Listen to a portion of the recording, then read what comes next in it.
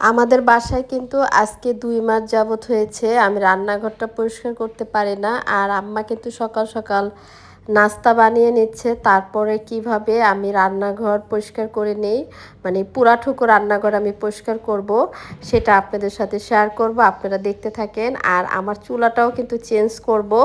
আর কিভাবে কি চুলা নেব আর কিভাবে কি করতেছি সেটা আপনাদের সাথে শেয়ার করব। আগে সকাল সকাল নাস্তাটা করে নেই, দেখতে থাকেন, ভালো লাগবে। আসসালামু আলাইকুম, কেমন আছেন আপনারা? নার্গিস ভাই ডেইলি ব্লগ নিয়ে আবারও চলে আসছি। আজকে ব্লগটা কিন্তু রান্নাঘর থেকে। আর এই যে দেখেন, নিয়ে নিছি কাঁঠালের বিচি।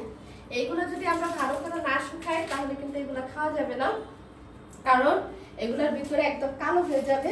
এই জন্য আমরা এগুলো কি করি, ভালো করে শুকাই দিই। হয় গরুর মাংস দিয়ে রান্না করবো আর না হলে শুটকি দিয়ে রান্না করবো। তো যাই হোক, আপনাদের সাথে কিন্তু সবকিছু শেয়ার করি। রান্নাঘরটা কিন্তু শেয়ার করা হয় না, আমার রান্নাঘরটা কিন্তু অতটা সুন্দর না, এই জন্য একটু সময় দেন, আমি রান্নাঘরটা কিন্তু সুন্দর করব। আর বিশেষ করে আজকে রান্নাঘরটা গুছিয়ে নেব, পরিষ্কার করে নেবে। যে চুলার পাটটা একদম মানে অনেকদিন এসে চুলার পাট পরিষ্কার করতে পারতেছি না, তো এখন চুলার পাটটা একটু পরিষ্কার করবো, আপনাদেরকে দেখাবো, দেখতে থাকেন।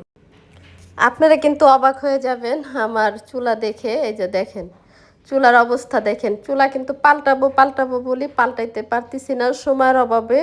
আর ওই পাশের চুলাটা দিয়ে কিন্তু কোনো আগুনই উঠে না, কিন্তু এই পাশের চুলাটা কিন্তু খুবই সুন্দর আছে, ভালো আছে।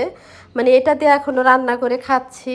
তো ভাবলাম যে সামনের মাসে একটা চুলা নেব আমি।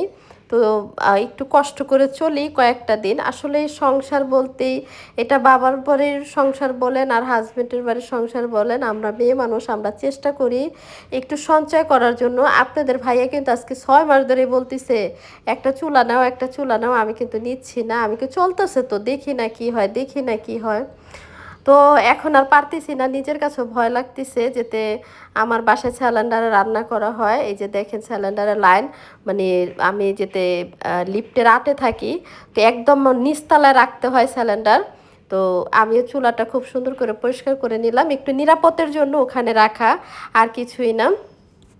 তো যাই হোক, এই কয়টা দিন আমি চলি।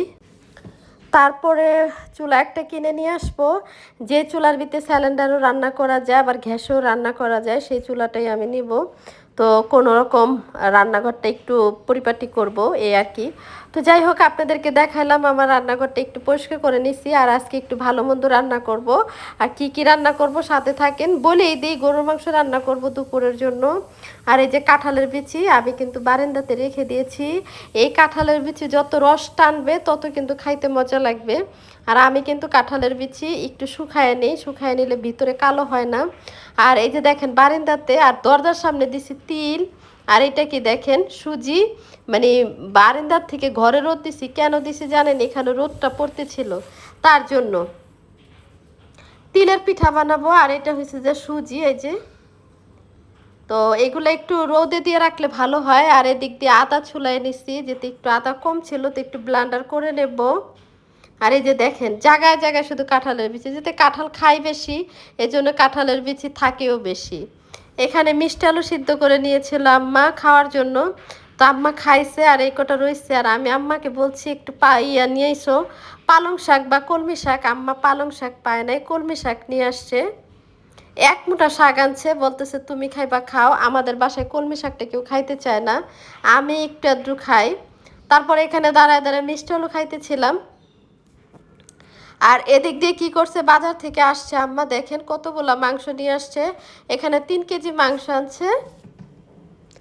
এখন আমি বলেছিলাম মাকে যে তুমি পায়ের মাংসটা আনবা, রানের মাংসটা। আমি কিন্তু রানের মাংস খেতে পছন্দ করি, আর এটার ভিতরে হাড্ডিটাও কম থাকে। এই জন্য মা সবসময় আমি যদি বলি রানের মাংস আনতে, তাহলে রানের মাংস আনবে। আর আম্মা যদি কোনো সময় আমার অজানা ক্ষেত্রে বাজার টাজারে যায় মাংস টাংস আনে, তাহলে আম্মা সিনার মাংস নিয়ে চলে আসে, দেখেন। আর সিনার মাংসের ভিতরে কিন্তু খাইতে ভালো সবাই বলে, কিন্তু এর ভিতরে সবগুলোর ভিতরে হাড্ডি থাকে। আর রানের মাংসের ভিতরে মানে 3 কেজির ভিতরে মনে হয় যে 3 পা হাড্ডি দিয়েছে, আর সবই কিন্তু মাংস পড়েছে।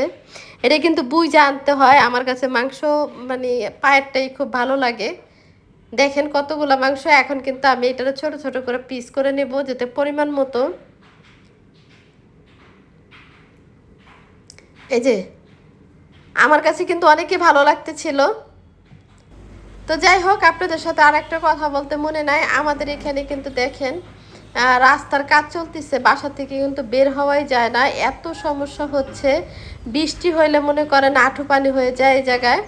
তার জন্য কিন্তু এখানে কাজ ধরাইছে, সিটি কর্পোরেশনের থেকে কিন্তু এই কাজগুলো করানো হচ্ছে। এই রাস্তাটা কিন্তু বেশি না, 1 সপ্তাহ বা 15 দিনের ভিতরে ভালো হয়ে যাবে, সেটা আপনাদেরকে দেখাবো। অনেকটাই কিন্তু মানে হয়ে গেছে। আর এই যে মাটিগুলো উঠায় এই যে সাইডে রাখতে ছিল, আর এই যে একটা আম গাছ, এই আম গাছটা কিন্তু একদম ভাঙেই ফেলছে।